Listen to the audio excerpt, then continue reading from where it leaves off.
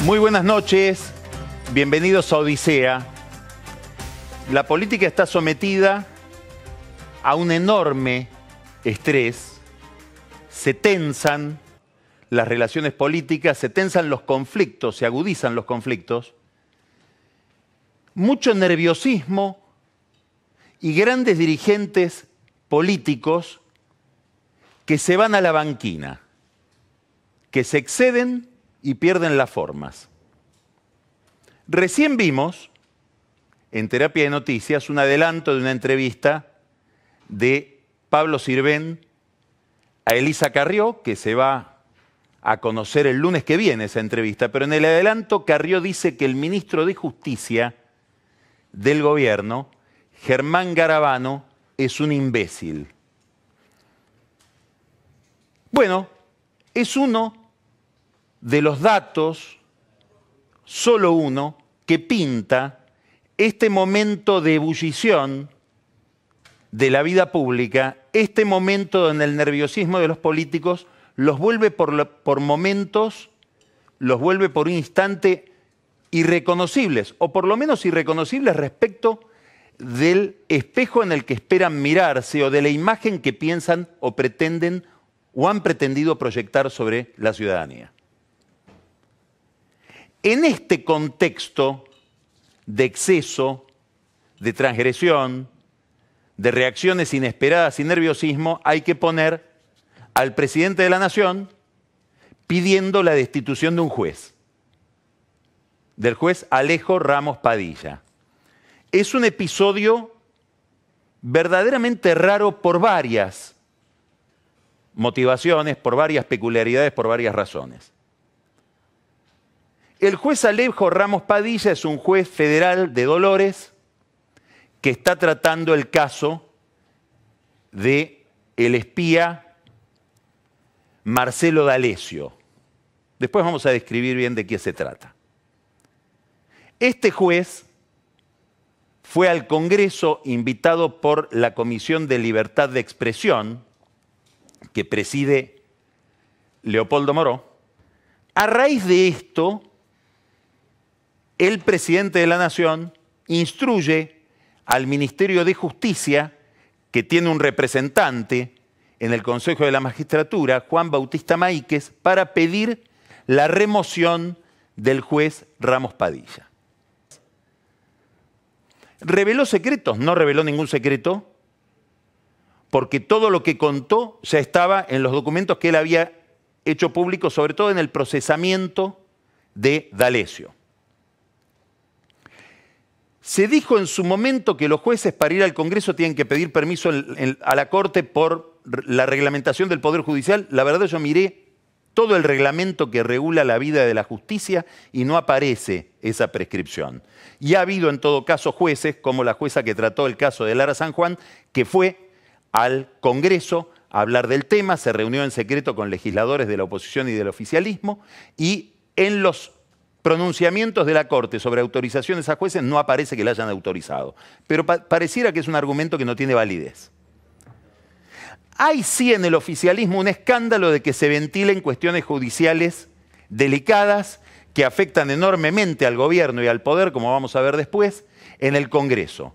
Llama la atención ese reparo y esa molestia, porque este oficialismo no solamente bendijo, sino que promovió la llegada de Nisman al Congreso, que lamentablemente después no se produjo por la muerte de Nisman, donde Nisman anunciaba no solamente que iba a revelar pruebas que tenía, sino pruebas que no se conocían respecto de la presidencia de la Nación.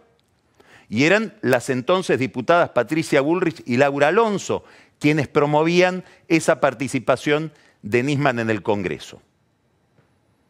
Ahora hay algo más que se dice en el pedido de juicio político. Dicen, bueno, mencionó a las diputadas Carrió y Oliveto.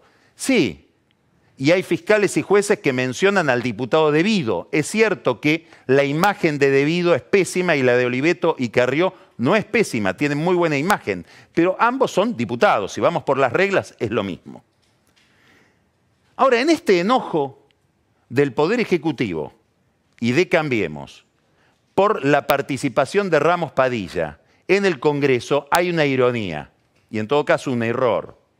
Porque el propio oficialismo, Cambiemos, lo citó hace 4 días a Ramos Padilla para ir al Congreso, a la Comisión Bicameral de Seguimiento de los Organismos de Inteligencia, a que explique qué cosas había encontrado en esa causa. Esa comisión, que es una comisión, como decía, bicameral, la integran diputados y senadores, es una comisión que en general ha estado aletargada durante años, a pesar de todos los escándalos que ha habido en la Argentina con los organismos de inteligencia. Bueno, se despertó y, en cabeza del senador Juan Carlos Marino, que es un radical de La Pampa, militante de Cambiemos, pidió que Ramos Padilla vaya al Congreso. O sea que Ramos Padilla tiene que ir al Congreso a pedido del mismo bloque o del mismo gobierno o del mismo oficialismo que lo sanciona o pide su remoción por haber ido al Congreso.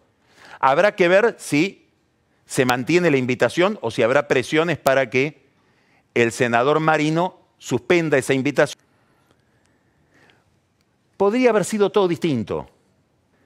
¿Podría el presidente haberse abstenido de pedir la remoción de un juez?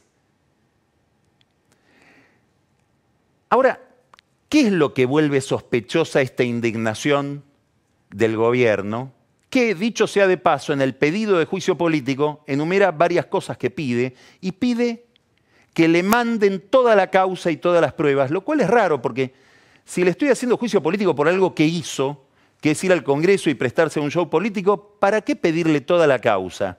¿O es que queremos ver qué pruebas hay, qué cosas pueden aparecer ahí oscuras que nos permitirían cubrirnos y defendernos? Es un signo de interrogación, nada más que eso. ¿Qué es lo que vuelve sospechoso todo esto?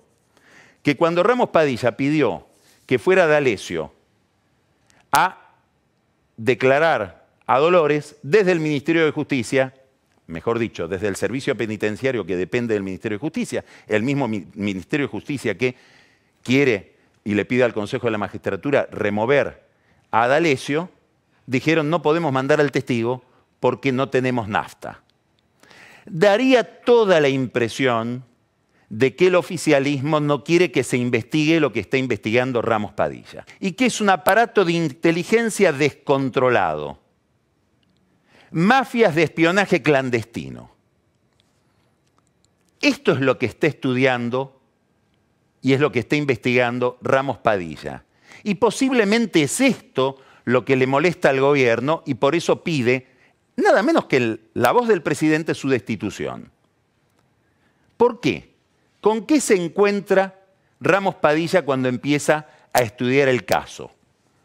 Primero, le hace un allanamiento a D'Alessio. Y D'Alessio dice, cuidado señores, no, acá no revisen nada porque yo trabajo para la AFI. Que venga Arribas, el director de la AFI. Él se encuentra Ramos Padilla con que aparentemente, y esta es una causa que está en curso, D'Alessio realiza una operación en Rosario que después el gobierno de Rosario verifica, tratando de conectar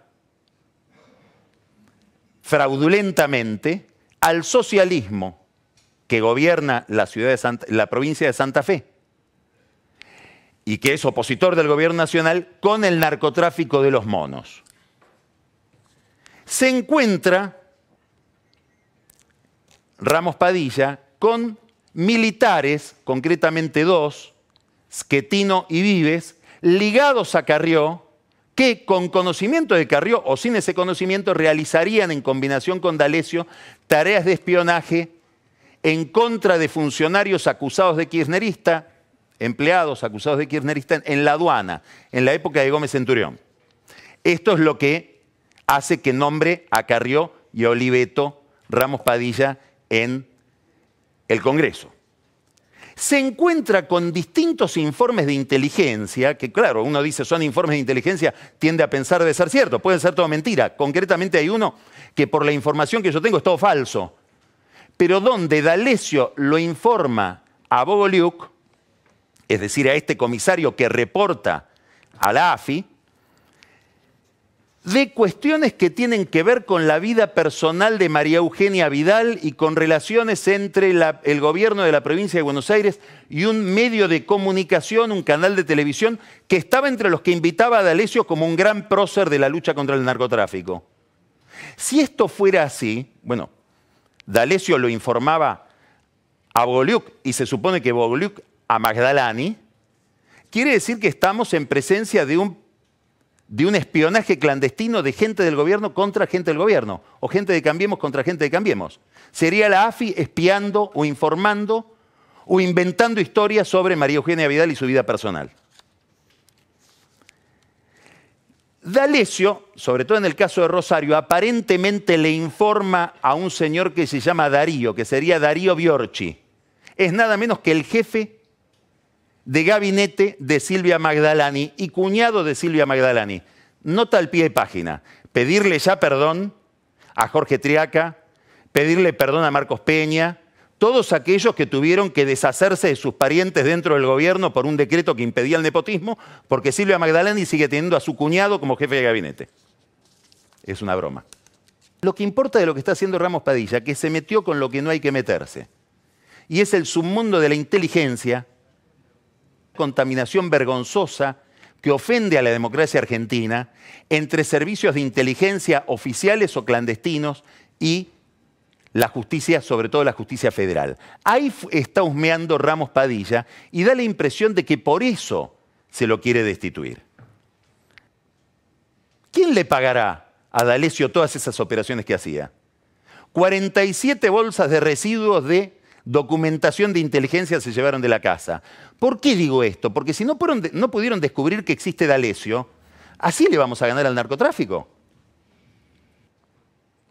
Cuando uno hablaba hace una semana de D'Alessio, entre gente medianamente informada, había que explicar quién era D'Alessio como quien explica una novela de la tarde que uno se perdió los primeros 10 capítulos. Nadie entendía muy bien cómo era la historia. Ahora que el presidente pide la destitución de Ramos Padilla, todo el mundo está sabiendo qué es lo que pasó. Si le dan un grado de visibilidad a aquello que tendrían con picardía que ocultar, extrañísimo. No me sorprendería que dentro de pocos días este tema ocupe la prensa internacional. Y la última torpeza. Si no me das economía, si me das inflación de 3,8% en un mes, dame identidad. El eje central de campaña del gobierno es reclamar el voto por ser distintos. ¿En qué plano? En el plano de los valores, en el plano de la política, en el plano de la institucionalidad. Lo peor que le podría pasar a Macri de acá a las elecciones es que aparezca este nivel de opacidad, este resurgimiento de lo peor de la Argentina, que aparezca un lado B que no se esperaba de él. Sobre todo porque la economía no produce las prestaciones esperadas.